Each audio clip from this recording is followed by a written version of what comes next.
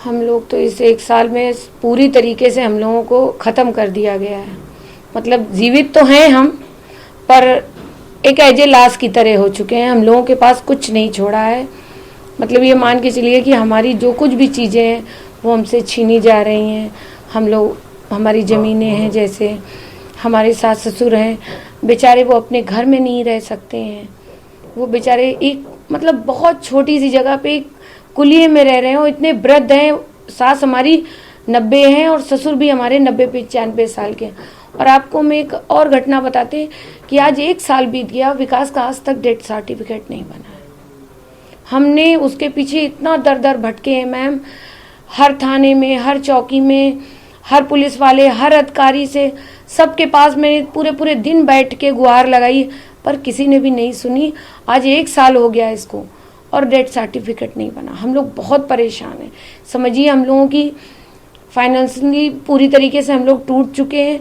मतलब ये मान के चलिए, ये रियलिटी कि मैं अपने जेवर बेच के अपने बच्चों और अपनी फैमिली का खर्चा चला रही हूँ। हमारा बड़ा बेटा हम जो 3 साल का मेडिकल कर चुका है, अब हम आगे इसको नहीं पढ़ा पा रहे हैं क्योंकि हमारे पास पैसा नहीं है। यदि कास्ट डेथ सर्टिफिकेट बन जाए तो विकास का कुछ भी जो थोड़ा बहुत भी बीमा है वो हमको मिले, जिससे हम अपने बच्चे की पढ़ाई कंटिन्यू करा सकते हैं।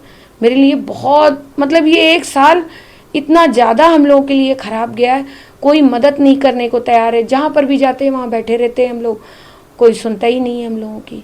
मैं पूरे दिन बैठी रहती हूँ, लोग बैठाए रखते हैं, फिर शाम को बता देते हैं कि नहीं ये नहीं, आप यहाँ चले जाओ, आप यहाँ चले जाओ। बस मेरा टाइम बस ऐसे ही बीत रहा है भाग। आप समझ सकते हो, आप भी एक लेडीज़ हो, सिंगल पेरेंट्स होना दुनिया में सबसे कठिन काम है। उस जॉब को भी मैं बहुत अच्छे तरीके से अपॉर्चुनिटी ले रही हूँ कि मैं करूँगी, करने का है, क्योंकि मुझे अपने बच्चे पढ़ाने हैं। मतलब बच्चे पढ़ाने के लिए मुझे इतना स्ट्रगल करना पड़ रहा है कि मैं अपने बच्चों की फीस नहीं जुटा पा रही हूँ। आज के टाइम पे कोई मदद नहीं करने को तैयार है। कहीं भी चले जाते हैं, ये आप समझिए डेथ सर्टिफिकेट के लिए मैं पोस्टमार्टम हाउस गई, वहां पर जो भी देखता है, अरे ये तो बहुत हाइट पे केस है, अरे बहुत हाइट पे केस है। विकास दुबे के बाप का नाम राकेश दुबे लिख दिया गया, राम कुमार दुबे की जगह राकेश दुबे कर दिया गया। बताइए कैसे बनेगा मैम? कहाँ जाऊं, कैसे जाऊं? दर दर भटक चुकी हूँ इस चीज के लिए।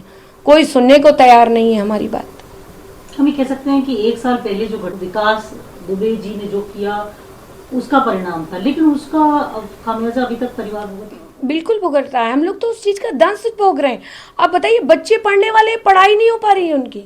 बेटा मेरा बड़ा वाला होपलेस हुआ जा रहा है, क्या मैं जिंदगी में दोबारा मतलब आगे अपनी पढ़ाई कंटिन्यू कर पाऊंगा? मेरे लिए बहुत कठिन है।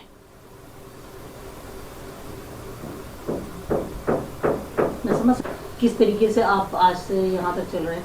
क्या कोई, क्योंकि बहुत सारी चीजें हैं, ये आ रहा था कि उन्होंने बहुत सारा पैसा कमाया, विकास जी के नाम पे 500 करोड़ की कहीं संपत्ति है, 1000 करोड़ की कहीं है, उनका बड़ा बेनामी पैसा लगा है, बहुत संपत्तियां हैं उनकी। आपको, परिवार को, आपको मेरे देख के और मेरा घर देख के ऐसा लग रहा है कि मैं 550 करोड़ की मालकिन हूँ? ऐसा आपको कुछ फील हुआ इस घर में आके? ऐसा कुछ नहीं, ये सब फेक न्यूज थी मैम। 550 करोड़ होता तो मुझे आज आप लोगों के सामने बैठ के अपने उत्तर प्रदेश की सरकार से गुहार लगानी पड़ती कि हमारी तरफ भी तो देखिए सर। आपको इस केस में कहीं दोषी पाया पुलिस ने? मैं दोषी, मेरा इस केस से कोई लेना देना नहीं था। वो कानपुर में रहते थे, मैं लखनऊ में रहती थी। सब कुछ क्लियर हो चुका था, पर दोषी तो नहीं मुझे पाया गया, पर उस दोष का दंड मैं भोग रही हूँ 1 साल से। वो दंश हम, हमारे बच्चे झेल रहे हैं कि हम लोग को हर तरीके से तोड़ दिया गया है।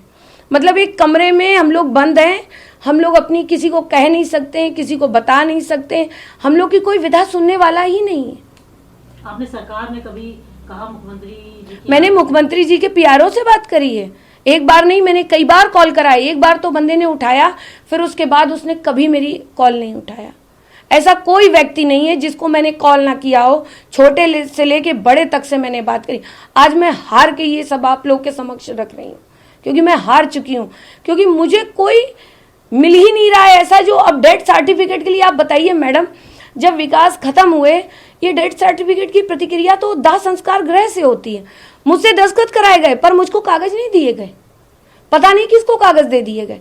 फिर जब मैं 1 महीने बाद उनकी अस्थियां लेने पहुंची, तब इन लोगों ने मुझे गलत नाम का, विकास के फादर का नाम चेंज करके दूसरा दे दिया।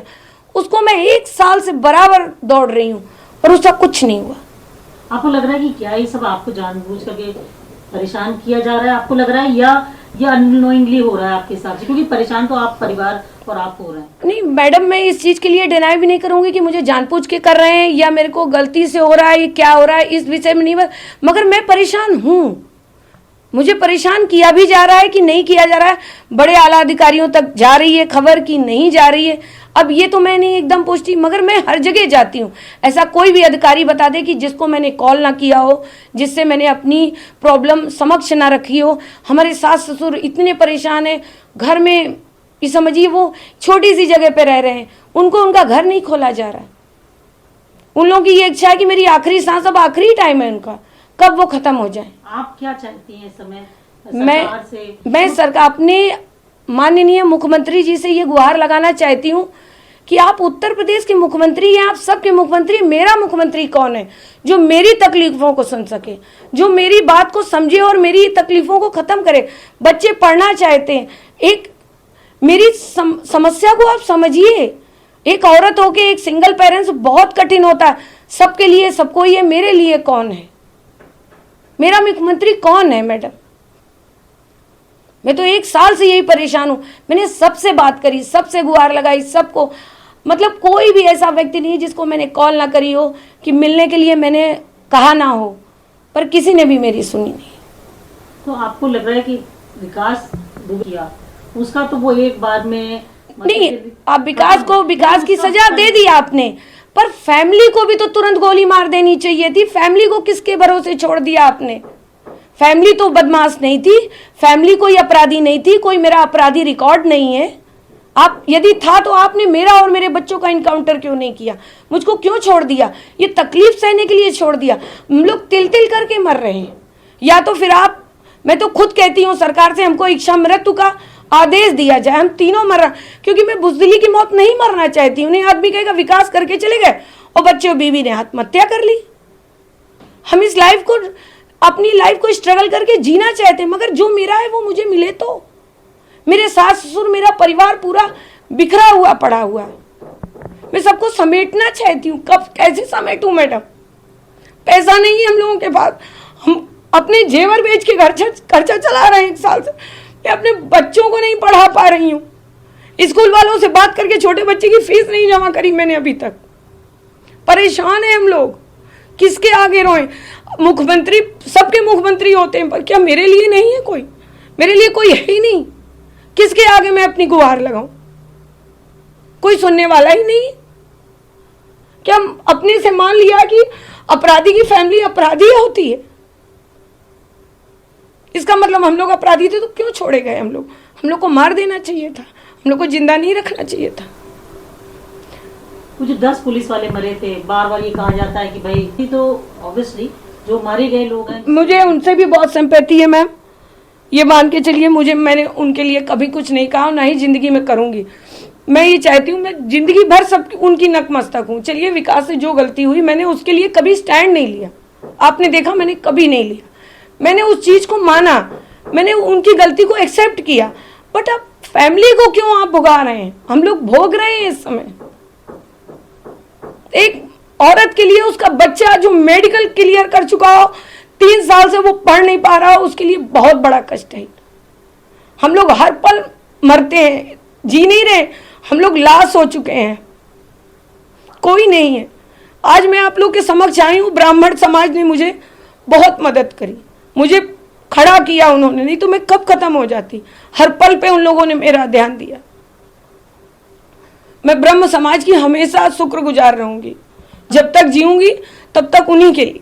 अभी कह सकते हैं कि आप ये चाहते हैं कि आपके परिवार की भी बात सुनी जाए? हाँ, नहीं, जरूर, रक्षा उनकी भी। हाँ, हम भी आम नागरिक हैं, इसी समाज की जनता हैं, हम कहाँ जाएं? हम आपके लिए वैसे भी आम लोगों की तरह निकल पाना शायद बहुत मुश्किल है। मैं गेट के बाहर नहीं जा सकती, आदमी ऐसे देखता है जैसे चिड़ियाघर से कोई जानवर